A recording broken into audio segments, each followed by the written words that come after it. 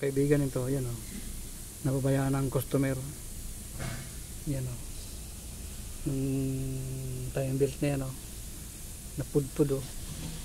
Kaya di na umiikot yung sigunyal. Di na umiikot yung camshaft. Ito na lang yung umiikot. I-try natin na i-retiming. Tapos kunin ng compression kung pwede pa. Pag hindi, maaaring bumalutot yung mga valve dito sa loob. Nagpangabot yung crankshaft. Yung timing yan, no?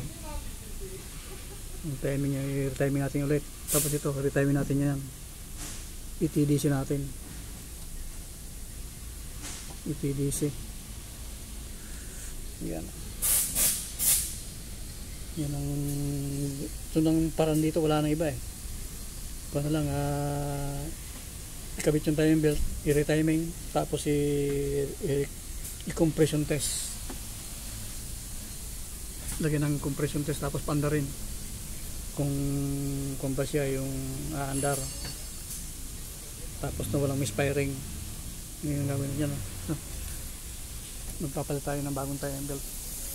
Ito na yung bagong timing belt to.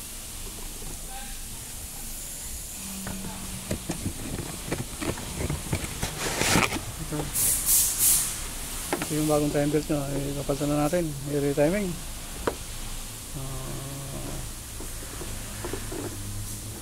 Yan o.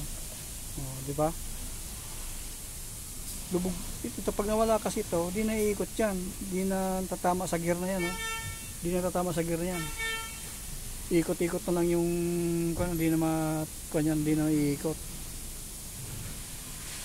Buti ka mo hindi na tumukod. I-retiming mo natin. Yan lang mga kaibigan. Pagpunta tayong time belt.